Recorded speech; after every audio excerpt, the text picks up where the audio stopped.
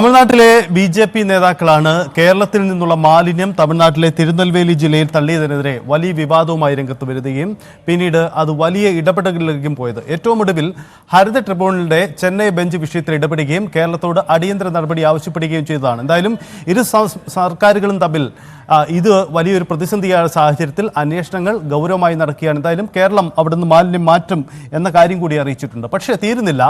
തിരുനെൽവേലിക്ക് സമീപത്തുള്ള കല്ലൂരിൽ ആ പ്രദേശങ്ങളിലൊക്കെ ഇപ്പോഴും മാലിന്യ നിക്ഷേപങ്ങൾ ഉണ്ടാകുന്നു എന്നതാണ് സാഹചര്യം. എന്താണ് തിരുനെൽവേലിയിലെ സാഹചര്യം? എങ്ങനെയാണ് കേരളത്തിൻ്റെ അതിർത്തി കടന്ന് ഈ സർജിക്കൽ വേസ്റ്റ് തമിഴ്നാട്ടിലേക്ക് എത്തുന്നത്? ന്യൂസ് 18 വിശദമായി വിഷയം ഏറ്റെടുക്കുകയാണ്. ന്യൂസ് 18 സംഘം തമിഴ്നാട്ടിൽ നിന്നും ചേരുന്നു. തിരുനെൽവേലിക്ക് അടുത്തുള്ള കല്ലൂരിൽ നിന്നും വി അരുണും ഒപ്പം ഹരികൃഷ്ണനും ചേരുകയാണ്.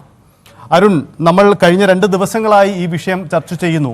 എന്തായാലും സംസ്ഥാനത്ത് കേരളം ഈ വിഷയത്തിൽ ഇടപെടുന്നു, കോടതിയുടെ ഇടപെടൽ ഉണ്ടാവുന്നു. ഇതാണ് നമുക്ക് ഇതുവരെ നമ്മുടെ മുന്നിലുള്ള ചിത്രം.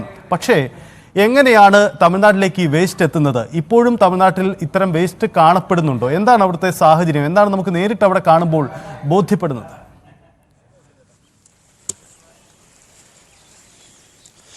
ഇത് തിരുനെൽവേലിക്കടുത്തുള്ള കലൂർ എന്ന ഒരു പ്രദേശമാണ്, ഒരു ഉൾപ്രദേശം. അവിടെ ഇങ്ങോട്ട് വരണമെങ്കിൽ തന്നെ ചെറിയ വഴികൾ ഒക്കെ ഉള്ള ഒരു പ്രദേശം, ഒരു ഗ്രാമീണ പ്രദേശം എന്ന് പറഞ്ഞാൽ പോരാ, ഒരു വനമേഖല പോലെ തോന്നാവുന്ന, അധികം ആൾത്താമസമൊന്നും മേഖലയിൽ ഒന്നുമില്ലാത്തൊരു പ്രദേശം. ഇത്തരത്തിൽ 11 ഇടങ്ങളിലാണ്, 5 സ്പോട്ടുകളിലായി 11 ഇടങ്ങളിലാണ് വലിയ രീതിയിൽ മാലിന്യ നിക്ഷേപം ഉണ്ട് എന്ന് ഇവിടുത്തെ ജില്ലാ കളക്ടർ പറയുന്നത്. അതിലൊരു പ്രദേശമാണ് ഈ കലൂർ.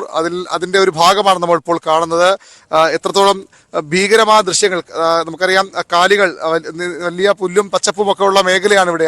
സാധാരണ കാലികളെ മേയാൻ വിടുന്ന സ്ഥലം. അവിടെ പക്ഷേ ഈ കാലികൾ ഇപ്പോൾ കഴിക്കുന്നത് ഈ പ്ലാസ്റ്റിക് മാലിന്യങ്ങൾ ഉൾപ്പെടെയുള്ളവയാണ്. അത്യന്തം ഞെട്ടിക്കുന്ന ദൃശ്യങ്ങളാണ് ഇവിടെ നമുക്കിപ്പോൾ കാണാൻ ഉള്ളത്.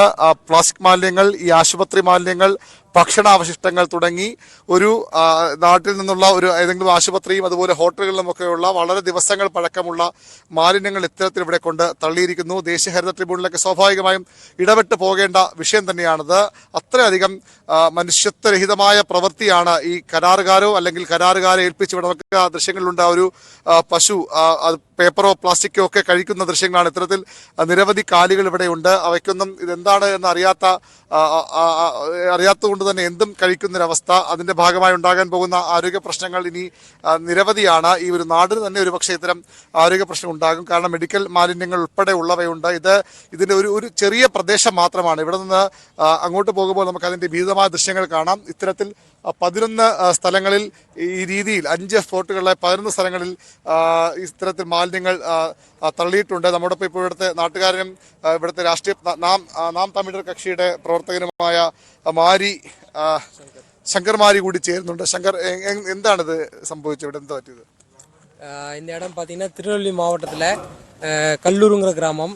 இந்த கிராமத்தில் சுமார் இந்த கிராமத்தை சுற்றி உள்ள ஒரு 5 இடங்களில் வந்து மறைமுகமாக இரவு நேரங்களில் தொடர்ச்சியாக வந்து மருத்துவ கழிவுகள் மாவட்ட ஆட்சியர் படி 5 இடங்களில் பதிவு செய்யப்பட்டிருக்கு. புகாரும் சிஎஸ்ஆர் எஃப்ஐஆரும் போட்டிருக்காங்க அவங்க. அதில் ஒரு இடம் இப்போ நம்ம நிற்கிற இடம் வந்து கல்லூர். இதில் பார்த்தீங்கன்னா அதிகபட்ச அளவில் வந்து மருத்துவ கழிவுகள் வந்து அதிகமாக இருக்குது. ஆடு மாடுகள் வந்து அது தொடர்ச்சியாக அதை சாப்பிட்டுட்டு இருக்குது. அது 10-11 ஸ்பாட் இருக்கு இந்த மாதிரி. ஆமாம், கண்டிப்பாக நிறைய இடங்கள் இருக்குது. இப்போ முதல் இடத்துல தான் நம்ம எடுத்துகிட்டு இருக்கிறோம். கல்லூர் பக்கத்தில் உள்ள கோடநல்லூர் கிராமம், കല്ലൂർ അറിയതിൽ നമ്മൾ പക്കത്തിൽ இருக்கிறோம். അതാണ് ഇത് ഒരു പ്രദേശം മാത്രമാണ്, കലൂർ എന്ന പ്രദേശം മാത്രമാണ്. നമുക്ക് വലിയ ടൺ കണക്കിന് മാലിന്യങ്ങൾ തന്നെ പറയേണ്ടി വരും. എങ്ങനെ ഇത് ഇവിടെ നിന്ന് മാറ്റും? ഇന്നലെ കേരളത്തിലെ പൊല്യൂഷൻ കൺട്രോൾ ബോർഡിന്റെ നേതൃത്വത്തിലുള്ള ഒരു സംഘം, നഗരസഭയുടെ ഹെൽത്ത് ഓഫീസറും അതുപോലെ തന്നെ പാലക്കാട്ടെ ഈ ബയോമെഡിക്കൽ സംരക്ഷണ കേന്ദ്രമായ ഇമേജിന്റെ പ്രവർത്തകരും ഒക്കെ ഇവിടെ ഇന്നലെ ഒരു സംഘം ഇവിടെ വന്നിരുന്നു. ഇവിടെ വന്ന് ഈ പ്രദേശങ്ങളൊക്കെ സന്ദർശിച്ച് കളക്ടർക്ക് റിപ്പോർട്ട് നൽകി, സംസ്ഥാന സർക്കാർ റിപ്പോർട്ട് നൽകി. അതിന്റെ അടിസ്ഥാനത്തിൽ ഇവിടെ നിന്ന് മാറ്റിക്കൊടുക്കാമെന്ന ഉറപ്പ് അവർ നൽകിയിട്ടുണ്ട്. പക്ഷേ എങ്ങനെ മാറ്റുമെന്ന കാര്യം, ഇത് ഇന്നോ ഇന്നലെയോ തുടങ്ങിയതല്ല എന്ന് വ്യക്തമാക്കുന്ന കുറച്ചുകൂടി തെളിവുകൾ നമുക്ക് അങ്ങോട്ട് പോകുമ്പോൾ കാണാൻ കഴിയും. ചില ഹോസ്പിറ്റലുകളുടെ, നഗരത്തിലെ പ്രധാനപ്പെട്ട ആശുപത്രികളുടെ ബില്ലുകളൊക്കെ ഇപ്പോഴും ഇവിടെ നമുക്ക് കാണാൻ കഴിഞ്ഞു. ക്രെഡൻസ് ഉൾപ്പെടെയുള്ള ആശുപത്രികളുടെ ബില്ലുകൾ, എങ്ങനെയാണ് ക്രെഡൻസിന്റെ ഒക്കെ മാലിന്യങ്ങൾ ഇക്കൂട്ടത്തിൽ വന്നതെന്ന് അവർ തന്നെ വ്യക്തമാക്കേണ്ടതാണ്. അത്തരം മാലിന്യങ്ങളുടെ ബില്ലുകളും അല്ലെങ്കിൽ ആ ബാഗുകളുടെ ഭാഗമായുള്ള ബില്ലുകളും ഒക്കെ നമുക്ക് ഇവിടെ നിന്ന് ലഭിച്ചു. ഇത് ഒരു ദിവസം കൊണ്ട് നിക്ഷേപിച്ചിട്ട് പോയതാകാൻ വഴിയില്ല. കാരണം ഒരു പ്രദേശത്ത് വലിയ രീതിയിൽ മാലിന്യങ്ങൾ കത്തിച്ചു കളയാനുള്ള ശ്രമങ്ങൾ നടന്നതും നമുക്കിവിടെ കാണാനാകും. ഈ ഭാഗത്തൊക്കെ മാലിന്യങ്ങൾ കത്തിച്ച് കുറേയൊക്കെ കത്തിച്ച് കളഞ്ഞിട്ടുണ്ട്, കുറേയൊക്കെ കത്താതെ കിടക്കുന്ന അവശിഷ്ടങ്ങളുണ്ട്. ഈ പ്ലാസ്റ്റിക് മാലിന്യങ്ങൾ അത്ര പെട്ടെന്ന് കത്തുന്നതല്ല എന്ന് നമുക്ക് മനസ്സിലാക്കണം. അത്തരത്തിൽ കത്തിച്ച് കളയാൻ ശ്രമിച്ച ഭാഗമാണ് നമ്മൾ ഇവിടെ കാണുന്നത്. ഇതിന്റെ പിൻവശമൊക്കെ ആ രീതിയിൽ മാലിന്യങ്ങൾ കത്തിച്ച് കളയാൻ ശ്രമിക്കുന്നതിന് കുപ്പികളുണ്ട്, മദ്യക്കുപ്പികളുണ്ട്. ഇത് ആശുപത്രി മാലിന്യങ്ങൾ മാത്രമാണോ എന്ന് നമുക്ക് പൂർണ്ണമായും പറയാൻ കഴിയില്ല. ആശുപത്രികളിൽ എങ്ങനെ ഈ മദ്യക്കുപ്പികളൊക്കെ വന്നു എന്ന കാര്യമൊക്കെ എങ്കിൽ ആ രീതിയിൽ കൂടി ഒരുപക്ഷെ വരണം. അതുകൊണ്ട് ഇതൊരു ആശുപത്രി മാലിന്യങ്ങൾ മാത്രമാകില്ല, ചില ഹോട്ടലുകളിലെ മാലിന്യങ്ങൾ കൂടിയുണ്ട്. നഗരസഭ ഇത്തരത്തിൽ മാലിന്യങ്ങൾ നിർമ്മാർജ്ജനം കൊടുത്ത ഏജൻസികൾ, അതിലൊരു ഏജൻസിയുടെ ലൈസൻസ് വൈകാതെ റദ്ദ് ചെയ്യുമെന്ന് നഗരസഭ അധികൃതർ അറിയിക്കുന്നുണ്ട്. അവർക്ക് ഈ ബയോമെഡിക്കൽ മാലിന്യങ്ങൾ ശേഖരിക്കാനുള്ള അനുമതിയില്ല. പകരം ഭക്ഷ്യവസ്തുക്കൾ ഉൾപ്പെടെയുള്ള നഗരത്തിൽ വീടുകളിൽ നിന്ന് കിട്ടുന്ന മാലിന്യങ്ങൾ മാറ്റാനുള്ള അനുമതി മാത്രമാണ് അവർക്കുള്ളത്. ആ അനുമതിയുടെ മറവിൽ കൂടിയാണ് അവർ ഇത്തരത്തിൽ മെഡിക്കൽ മാലിന്യങ്ങൾ കൂടി കൊണ്ട് തള്ളുന്നത്. അതുകൊണ്ട് ആ കമ്പനിക്ക് ഇന്നലെ നഗരസഭ നോട്ടീസ് ഇറങ്ങിയിരുന്നു. ഇവിടെ നമുക്ക് കുറച്ചുകൂടി കാണാം. ഇവിടെ ഒരു പുഴ പോലുള്ള സംവിധാനമാണ്, ഒരു പുഴയാണ് അത്. ഈ കന്നുകാലികളൊക്കെ വെള്ളം കുടിക്കുന്ന പുഴയാകാം ഒരു പക്ഷേ. ആ ഭാഗത്തുനിന്ന് പുഴ പോലെ ഒരു ജലാശയം വരുന്നുണ്ട് ഇവിടെ. ഇത് പുഴതാന இதுவும் அதை தொடர்ச்சியா பக்கத்துல உள்ள இடம் தான். இதுலயும் மறைமுகம் அங்க பாருங்க குழி தோண்டி இந்த பள்ளத்துல யாருக்கு குழி தோண்டிட்டு இருக்கு. கண்டிப்பா யாருக்கும் தெரியாம இந்த குழியில போட்டு மூடி இருக்காங்க தொடர்ச்சியா. இந்த இடத்தையும் நீங்க എടുത്ത് തെളിവുപെടുത്തുക. നിങ്ങൾ അതാണ് സഹിത ഇത് പുഴയെ നമുക്ക് തോന്നുക പുഴയല്ല, ഇത് ഈ വലിയ കുഴി ഉണ്ടാക്കി മാലിന്യങ്ങൾ കൊണ്ട് തള്ളാൻ ഉപയോഗിച്ച സ്ഥലമാണ്. അവിടെ ഇപ്പോൾ ഒരു ജലാശയം പോലെയായി മാറിയിരിക്കുന്നു. വെള്ളത്തിന്റെ നിറമൊക്കെ ഒരുപക്ഷെ നമുക്ക് ആ രീതിയിൽ ഈ ദൃശ്യങ്ങളിലൂടെ എത്തിക്കാൻ കഴിയുമെന്ന് പ്രതീക്ഷിക്കുന്നു. അതായത് കറുത്ത അങ്ങേറ്റവും ഏറ്റവും മലിനമായ ജലമായി മാറുന്നു. അവിടെയും ഈ കാലികൾ ഇറങ്ങി വെള്ളം കുടിക്കുന്നുണ്ട്. ടൺ കണക്കിന് മാലിന്യങ്ങൾ വലിയ വലിയ ചാക്കുകളിൽ ഇവിടെ കൊണ്ട് തള്ളിയിരിക്കുകയാണ്. എത്രത്തോളം ഭീകരമായ, എത്രത്തോളം ക്രിമിനൽ കുറ്റമാണ് ഈ സംഘം ചെയ്തത്. ഇത് ഏജൻസി ആയാലും അല്ലെങ്കിൽ ഏജൻസി ഇതൊക്കെ ഏൽപ്പിച്ചു വിടുന്ന ആശുപത്രി ഉൾപ്പെടെയുള്ള സ്ഥാപനങ്ങളായാലും ഒരു നാടിനോട് ചെയ്യുന്ന ഏറ്റവും വലിയ ക്രൂരതയെ തന്നെ കാണണം. ഇതൊരു ആളൊഴിഞ്ഞ പ്രദേശമെന്ന് പറയാമെങ്കിൽ പോലും സ്വാഭാവികമായും കാലികളെയൊക്കെ കൊണ്ട് ഇവിടെ മേയാൻ വിടുന്നവരുണ്ട്. സമീപത്ത് ഒരുപക്ഷെ കുറച്ച് അകലെയെങ്കിലും വീടുകൾ ഉണ്ടാകാം. അതൊന്നും വകവയ്ക്കാതെ ഇത്തരത്തിൽ ഒരു സംസ്ഥാനത്തെ മാലിന്യങ്ങൾ മറ്റൊരു സ്ഥലത്തേക്ക് ആളൊഴിഞ്ഞ സ്ഥലമെന്ന പേരിൽ ഇങ്ങനെ കൊണ്ട് അത് ഭീകരമായ തുകയൊക്കെയാണ് ഇവർ ഈ മാലിന്യ നിർമ്മാണത്തിന് ഈ ആശുപത്രികളിൽ നിന്ന് മറ്റും വാങ്ങുന്നത്. അത്തരത്തിൽ അങ്ങനെയുള്ളവ അവരുടെ അനുമതിയോടുകൂടിയാണെങ്കിൽ അത് അവരുടെ കൂടെ കുറ്റമാണ്, ഈ ആശുപത്രി ഉൾപ്പെടെയുള്ള കൂടി കുറ്റമാണ്. RCC ഒക്കെ അവരുടെ മാലിന്യ നിർമ്മാണ സംവിധാനത്തെക്കുറിച്ച് ഇങ്ങനെ വാദോരാതെ പറയുമ്പോഴും ഇത്തരത്തിലുള്ള കാര്യങ്ങൾ കൂടി നടക്കുന്നുണ്ട്. ഒരുപക്ഷെ കുറച്ച് പണം ലാഭിക്കാനാകാം ഇത് ചെയ്യുന്നവർ ഇത്തരത്തിലുള്ള ക്രിമിനൽ പ്രവർത്തികൾ ചെയ്യുന്നത്. വളരെ ഭീകരമായ ദൃശ്യങ്ങൾ തന്നെയാണ് നമുക്ക് ഈ ഒരു പ്രദേശത്ത് മാത്രം വരുമ്പോൾ നമുക്ക് കാണാനാകുന്നത്. ഇത്തരത്തിൽ 11 ഇടങ്ങളിൽ മാലിന്യങ്ങൾ നിക്ഷേപിച്ചിട്ടുണ്ടെന്നാണ് പറയുന്നത്. സ്വാഭാവികമായും ഇത് എടുത്തു മാറ്റുക അത്ര എളുപ്പമാകില്ല കേരള സർക്കാരിനും. എങ്ങനെയാകും ഇവർ അത് മാറ്റാൻ പോകുന്നതെന്ന് ഇന്ന് റിപ്പോർട്ട് നൽകുമെന്നാണ് ഇന്നലെ വന്ന സംഘം നമ്മോട് പറഞ്ഞത്. അതിനുശേഷം 3 ദിവസത്തിനുള്ളിൽ മാറ്റണമെന്നാണ് ദേശീയ ഹരിത ട്രിബ്യൂണലിന്റെ ഉത്തരവ്, കേരളത്തിൽ നൽകിയിരിക്കുന്ന നിർദ്ദേശം. അത് അതേപടി പ്രാവർത്തികമാക്കാൻ അത്ര എളുപ്പമെന്ന് നമുക്ക് ഈ ദൃശ്യങ്ങൾ, ഇവിടെ ഒരു സ്ഥലത്ത് മാത്രമാണ് നമ്മളിപ്പോൾ എത്തിയത്, ആ ദൃശ്യങ്ങൾ കാണുമ്പോൾ നമുക്ക് ആ രീതിയിൽ വളരെ ബുദ്ധിമുട്ടേറിയ ഒരു ചുമതലയാണ് അല്ലെങ്കിൽ ഒരു ഉത്തരവാദിത്തമാണ് കേരള സർക്കാർ ഏറ്റെടുക്കാൻ പോകുന്നത്. അരുണ്, എത്ര കണ്ട് ഭീതിതമാണ് അവിടുത്തെ അവസ്ഥ എന്നുള്ളത് ഈ ദൃശ്യങ്ങളിൽ നിന്നും വ്യക്തമാണ്. അരുൺ, ഒരു കാര്യം, അതായത് ഇത് കേരളത്തിൽ നിന്നുള്ള മാലിന്യം തന്നെയാണോ? അങ്ങനെ നമുക്ക് ഉറപ്പിക്കാൻ കഴിയുമോ? അതല്ല, ഈ ഏജൻസി വിവിധ ഇടങ്ങളിൽ നിന്ന് ശേഖരിക്കുന്ന മാലിന്യം അവര് വേസ്റ്റ് ഡംപിംഗ് കേന്ദ്രമായി ഒരു ജനവാസ മേഖലയെ തെരഞ്ഞെടുത്തു, അങ്ങനെയാണോ സംഭവിച്ചത്? നമുക്കതിലൊരു വ്യക്തത വരുന്നുണ്ടോ അക്കാര്യത്തിൽ?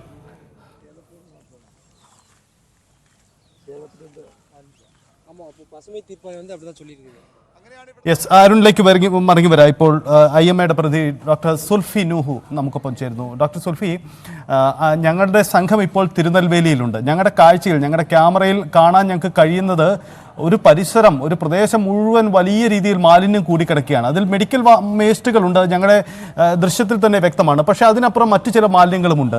യഥാർത്ഥത്തിൽ ഈ സംഭവിച്ചത് എന്താണ്? ഇത് സംബന്ധിച്ച് IMA ഒരു അന്വേഷണം നടത്തിയിട്ടുണ്ടോ നിങ്ങൾക്കിടയിൽ?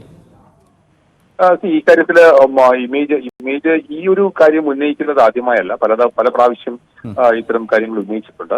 അതായത് ആശുപത്രിയിൽ നിന്നും ബയോമെഡിക്കൽ മാലിന്യങ്ങൾ എടുക്കുന്ന രീതിയിൽ ചില സമയങ്ങളിൽ ചില സ്ഥലങ്ങളിലെങ്കിലും ചില അപാകതകൾ സംഭവിക്കാറുണ്ട്. ചില മിഡിൽ ഏജൻസ് ഇത് ആശുപത്രിയിൽ നിന്നും ബയോമെഡിക്കൽ മാലിന്യങ്ങളും അതോടൊപ്പം മെയിൻലി അവരുടെ ടാർഗറ്റ് പ്ലാസ്റ്റിക്കും മറ്റു കാര്യങ്ങളാണ് റീസൈക്കിൾ ചെയ്യാൻ പറ്റുന്നത്.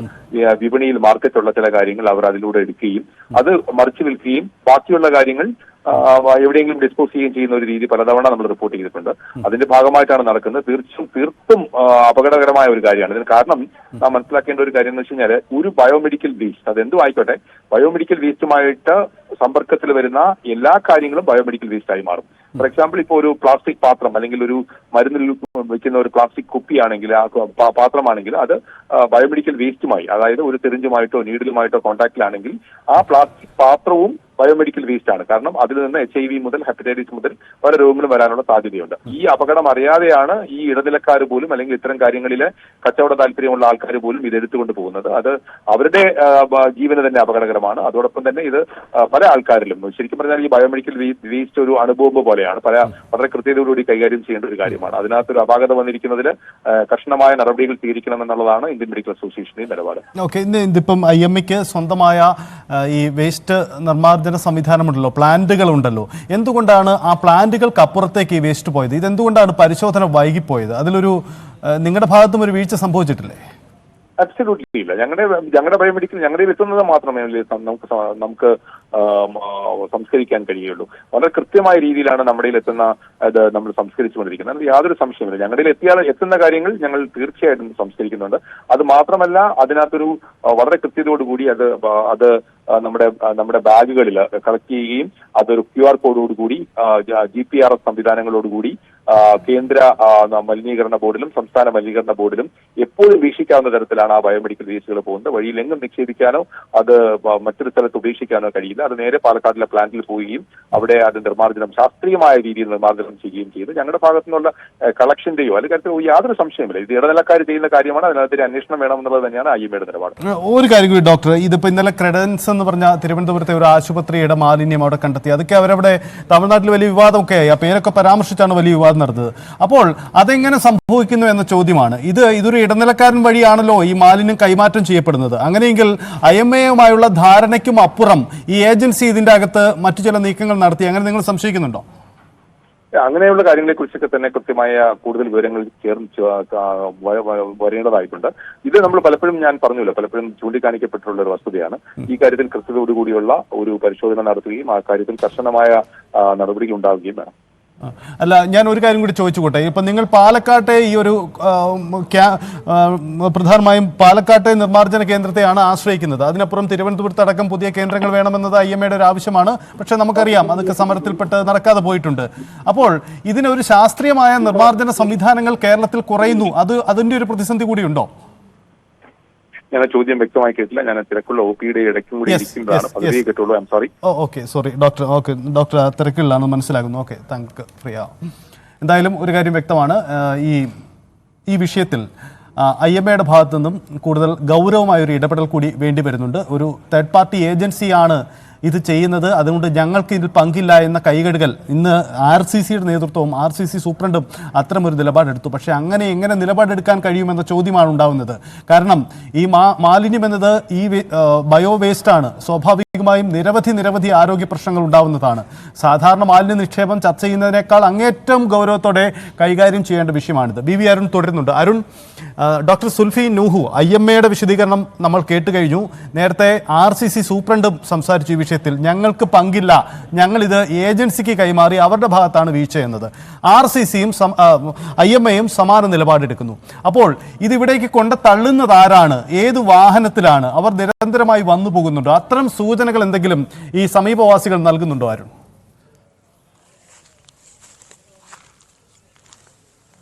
സത്യത്തെ സമീപവാസികൾ എന്ന് പറയാൻ ഇവിടെ അധികം ആളുകളില്ല. പക്ഷേ എങ്കിൽ പോലും നമുക്ക് ഈ സ്ഥലത്ത് വന്ന് കാണുമ്പോൾ ഇത് ഞാൻ ഒന്നുകൂടി പറയുന്നു, ഇത് ഒരു പ്രദേശം മാത്രമാണ്, കലൂർ എന്ന പ്രദേശം മാത്രമാണ്. ഇത്തരത്തിൽ 11 ഇടങ്ങളിൽ 5 സ്പോട്ടുകളിലെ 11 സ്ഥലങ്ങളിലാണ് വലിയ രീതിയിലുള്ള ഈ മാലിന്യ നിക്ഷേപം ഉള്ളത്. സ്വാഭാവികം ഇവിടെ വന്ന് കാണുമ്പോൾ ഇത് ഇന്നോ ഇന്നലെയോ തുടങ്ങിയതല്ല എന്ന് വ്യക്തമാണ്. വളരെ കൃത്യമായ ഒരുപക്ഷെ ഈ വലിയ ഒരു കുഴിയെടുത്തത് പോലും ഇതിനു വേണ്ടി അതിനുള്ള എല്ലാ സംവിധാനങ്ങളും കൊണ്ടുവന്ന് ഇതൊരു ചെറിയ ഒരു തവണ സംഭവിച്ചു പോയ അബദ്ധമെന്ന് നമുക്ക് കരുതാനാകില്ല. കാരണം ഈ ഒരു പ്രദേശത്ത് ആളൊഴിഞ്ഞ പ്രദേശത്ത് വലിയ രീതിയിൽ ഈ കുഴിയെടുത്തിരിക്കുന്നത് നമുക്ക് വ്യക്തമാണ്. വലിയ കുഴികൾ, വലിയ JCB ഒക്കെ കൊണ്ടുവന്നുള്ള പ്രവൃത്തിയിലൂടെ മാത്രം ചെയ്യാവുന്ന ഒരു കാര്യമാണ്. അത്തരത്തിൽ വലിയ കുഴികളെടുത്ത് അവിടെ കുറേയൊക്കെ ഇട്ട് മൂടിയിരിക്കുന്നു.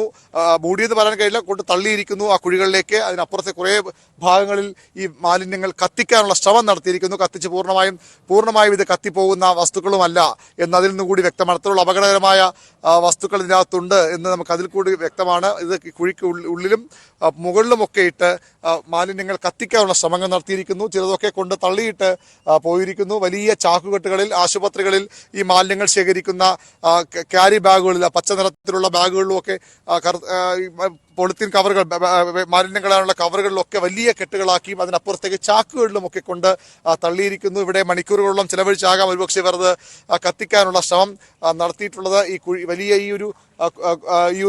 ഇത് ഇടാൻ വേണ്ടിയുള്ള കുഴികൾ തന്നെ ഒരുപക്ഷെ മണിക്കൂറുകൾ കൊണ്ട് ചെയ്ത ജോലിയാണ്. അതായത് ഇവിടം പ്രദേശവാസികളുടെ കൂടി പിന്തുണ ഇതിനുണ്ട്, അല്ലെങ്കിൽ സ്ഥലം അറിയാവുന്ന ആളുകളുടെ കൂടി പിന്തുണയുണ്ട്. രണ്ടുപേരെ ഇന്നലെ ഇവിടെ പോലീസ് അറസ്റ്റ് ചെയ്തിരുന്നു. രണ്ടുപേർ ഇപ്പോൾ റിമാൻഡിലാണ്. അത് ഈ മാലിന്യം തള്ളാൻ ഇവരെ സഹായിച്ചവരാണ്. ഇതിനും അപ്പുറത്തേക്കുള്ള ആളുകളുണ്ട് എന്നുള്ളത് ഉറപ്പാണ്. സണ്ണേജ് എന്ന ഒരു ഏജൻസിയാണ് നഗരസഭയിലെ മാലിന്യ നീക്കത്തിന് കരാറെടുത്തിരിക്കുന്ന ഒരു കമ്പനി. അവരുടെ വാഹനങ്ങളിലാണ് ഇവിടെ കൊണ്ടുവന്നതെന്ന് ഏറെക്കുറെ വെളിവായിരിക്കുന്നു. അതുകൊണ്ട് തന്നെ അവരുടെ ലൈസൻസ് റദ്ദാക്കുന്ന നടപടികളുമായി നഗരസഭ മുന്നോട്ട് പോവുകയാണ്. നമുക്കറിയാം, നമ്മൾ നേരത്തെ തലസ്ഥാനത്തെ ആമേഴഞ്ചാൻ തോട് ഉൾപ്പെടെയുള്ള വിഷയങ്ങളിൽ മാലിന്യങ്ങൾ, വീടുകൾ ശേഖരിക്കുന്ന മാലിന്യങ്ങൾ എങ്ങോട്ട് പോകുന്ന ചോദ്യത്തിന് പലപ്പോഴും നമുക്ക് ലഭിച്ച മറുപടി ഏജൻസികൾ കൊണ്ടുപോകുന്നു. ഏജൻസികൾ എവിടെ കൊണ്ടുപോകുന്നു? സ്വാഭാവികമായും ഒന്നുകിൽ കേരളത്തിലെ ഇത്തരത്തിൽ ആളൊഴിഞ്ഞ പ്രദേശങ്ങളിലേക്ക് തള്ളുന്നു, അല്ലെങ്കിൽ തമിഴ്നാട്ടിലെ, കേരളത്തിൽ അത്രയധികം ഈ ആളൊഴിഞ്ഞ പ്രദേശങ്ങളോ അല്ലെങ്കിൽ തമിഴ്നാടിനെ പോലെ വെറുതെ കിടക്കുന്ന ഏക്കർ കണക്കിന് ഭൂമിയോ ഒന്നും കേരളത്തിൽ ആ രീതിയിൽ ഇല്ലാത്തത് കൊണ്ടാകാം ഒരുപക്ഷെ കേരളത്തിന്റെ അതിർത്തി പ്രദേശം കൂടിയായ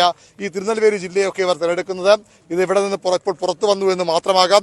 ഇത്തരത്തിൽ നിരവധി സ്ഥലങ്ങളിൽ എവിടെയൊക്കെയോ ആരും കാണാതെയും അറിഞ്ഞുകൊണ്ടുമൊക്കെ വലിയ രീതിയിൽ ഒരു പ്രദേശത്തിന്റെ ഒരു വ്യാപ്തി നമുക്ക് ദൃശ്യങ്ങളിലൂടെ മനസ്സിലാകുമെന്ന് കരുതുന്നു. അത്രയധികം വിശാലമായ ഒരു പ്രദേശമാണ്. പൂർണ്ണമായും നാളൊഴിഞ്ഞ പ്രദേശം. കാലികളെ മേയാൻ വിട്ടിരിക്കുന്നത് മാത്രമാണ് ഇവിടെ ഒരു ജീവൻ സാന്നിധ്യമായി നമുക്ക് പറയാൻ കഴിയുന്നത്.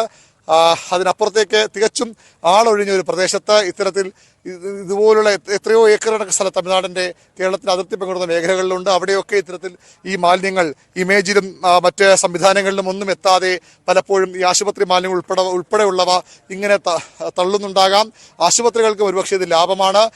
കൃത്യമായ IMA ഒക്കെ നിഷ്കർഷിക്കുന്ന മാനദണ്ഡങ്ങൾ പ്രകാരമാകുമ്പോൾ വലിയ ചിലവതിന് വന്നേക്കാം. ഇതാകുമ്പോൾ ഭക്ഷണാവശിഷ്ടങ്ങൾ ഉൾപ്പെടെയുള്ള മാലിന്യങ്ങൾ നിർമ്മാർജ്ജാൻ അനുമതിയുള്ള കമ്പനിക്ക് ഇതുകൂടി അവരുടെ മാലിന്യങ്ങൾക്കൊപ്പം കയറ്റിവിടുമ്പോൾ സ്വാഭാവികമായും വളരെ കുറച്ച് പണം നൽകിയാൽ മതിയാകുമായിരിക്കാം. അതുകൊണ്ടൊക്കെ ആകാം നമ്മുടെ പ്രശസ്തമായ ആശുപത്രികൾ പോലും ഇത്തരത്തിൽ അറിഞ്ഞുകൊണ്ട് തന്നെ മനുഷ്യരെ ഈ രീതിയിൽ ദ്രോഹിക്കുന്നത്. രോഗങ്ങൾ പടർന്നു പിടിക്കാം. ഇതൊന്നും അറിയാതെ ഒന്നിനെ പറ്റിയും അറിയാതെ ആഹാരം കഴിക്കാൻ മേയാനിറങ്ങുന്ന ഈ കാലികളൊക്കെ ഇത് ഭക്ഷിക്കുന്നു. അതിലൂടെ ഉണ്ടാകുന്ന ആരോഗ്യ പ്രശ്നങ്ങൾ ഇനി ആർക്കൊക്കെ എന്തൊക്കെ ഉണ്ടാകുമെന്ന കാര്യത്തിൽ ഒരു വ്യക്തതയുമില്ല. അത്തരത്തിൽ ഒരു മനുഷ്യ സമൂഹത്തോടും ചെയ്യാൻ പാടില്ലാത്ത അത്ര ക്രൂരതയാണ് കേരളത്തിൽ നിന്നുള്ള ചില ഏജൻസികൾ, ചില സ്ഥാപനങ്ങൾ ഈ തമിഴ്നാട്ടിലെ ഈ ജനതയോട് ചെയ്യുന്നത്. യെസ്, അരുൺ കാണിക്കുന്നത് പോലെയാണ്, ആ ദൃശ്യങ്ങൾ കാണുന്നത് പോലെയാണ്. എത്ര കണ്ട് ഭീതിതമാണ് അവിടുത്തെ അവസ്ഥയെന്ന് വ്യക്തമാക്കുന്നതാണ്. ഒരു പ്രദേശം ആകെ മാലിന്യങ്ങൾ, ഇതുപോലെ നിരവധി മാലിന്യ കേന്ദ്രങ്ങൾ ഉണ്ട് എന്നതാണ് നിലവിലെ അവിടുത്തെ അവസ്ഥ. അരുൺ, ഒരു കാര്യം കൂടി, ഈ ഹരിത ട്രിബ്യൂണൽ ഈ വിഷയത്തിൽ ഇടപെട്ട് കഴിഞ്ഞു. മാലിന്യം മാറ്റുമെന്ന് കേരളവും ഉറപ്പ് നൽകി. പക്ഷേ എങ്ങനെ അവിടുന്ന് മാറ്റും? എന്താണ് ഇതിന്റെ തുടർ നടപടി? സംസ്ഥാന മലിനീകരണ നിയന്ത്രണ ബോർഡിന്റെയും തദ്ദേശ വകുപ്പിന്റെയും ഉദ്യോഗസ്ഥരൊക്കെ ഇന്നലെ അവിടെ എത്തിയിരുന്നല്ലോ. എന്താണ് ഈ മാലിന്യം അവിടുന്ന് മാറ്റുക? അതിനുള്ള തുടർ നടപടി എങ്ങനെയാണ്? കേരളം നടത്തിയിരിക്കുന്ന ആലോചനകൾ ഇക്കാര്യത്തിൽ എന്താണ്? ഇന്നലെ വൈകുന്നേരത്തോടു കൂടിയാണ് സംഘം ഇവിടെ നിന്ന് തിരികെ കേരളത്തിലേക്ക് പോയത്. അതിനുശേഷം സർക്കാർ റിപ്പോർട്ട് നൽകുന്നതിന് നമ്മൾ വൈകുന്നേരം പൊല്യൂഷൻ കൺട്രോൾ ബോർഡ് ചെയർപേഴ്സണുമായി സംസാരിച്ചിരുന്നു. അപ്പോൾ മാലിന്യങ്ങൾ നീക്കാമെന്ന് തമിഴ്നാട് സർക്കാരിന് ഉറപ്പ് നൽകിയിട്ടുണ്ട്. തമിഴ്നാട് ജില്ലാ ഭരണകൂടത്തെയും കളക്ടർ നേരിട്ട് കണ്ടും അക്കാര്യങ്ങൾ അറിയിച്ചിട്ടുണ്ട്. പക്ഷേ എങ്ങനെ വേണം, എത്രത്തോളം ഇതിന്റെ ക്വാണ്ടിറ്റി എങ്ങനെയുണ്ട്, ഏതൊക്കെ രീതിയിൽ മറവ് ചെയ്യാവുന്ന മാലിന്യങ്ങളാണ്, മണ്ണിട്ട് മൂടാൻ മാത്രം കഴിയുന്നവയാണോ, കത്തിച്ചു കളയാനുള്ളവയാണോ, അത്തരം കാര്യങ്ങളിൽ കൂടി വിശദമായ പഠനം ആവശ്യമുണ്ട്. ഇന്നലത്തെ സംഘത്തിന്റെ റിപ്പോർട്ട് സ്വാഭാവികമായും അതിലേക്ക് വെളിച്ചം വീശുമെന്ന ഉറപ്പാണ്. ആ റിപ്പോർട്ടിന്റെ കൂടി അടിസ്ഥാനത്തിലാകും തുടർ നടപടികളിലേക്ക് സംസ്ഥാനം കടക്കുക. മലിനീകരണ നിയന്ത്രണ ബോർഡ് ഇതുമായി ബന്ധപ്പെട്ട കൃത്യമായ നിർദ്ദേശങ്ങൾ സംസ്ഥാന സർക്കാർ നൽകും, റിപ്പോർട്ടുകൾ നൽകും. അതിനുശേഷം സംസ്ഥാന സർക്കാരിന്റെ കൂടി അനുമതി ലഭിച്ച ശേഷമാകും ഇതെങ്ങനെ മറവ് ചെയ്യണം, എത്ര ദിവസം കൊണ്ട്. 3 ദിവസം എന്ന സമയപരിധിയാണ് ഹരിത ട്രിബ്യൂണൽ നൽകിയിരിക്കുന്നത്. സ്വാഭാവികമായും ആ 3 ദിവസം കൊണ്ട് മാറ്റാൻ കഴിയില്ല, അല്ലെങ്കിൽ പൂർണ്ണമായും ഇത് സംസ്കരിക്കാൻ കഴിയില്ല. നമുക്ക് ഈ ഒരു പ്രദേശത്ത് വരുമ്പോൾ, ഈ ഒരു കലൂർ എന്ന പ്രദേശത്ത് മാത്രം വരുമ്പോൾ നമുക്ക് മനസ്സിലാക്കാൻ കഴിയുന്നുണ്ട്.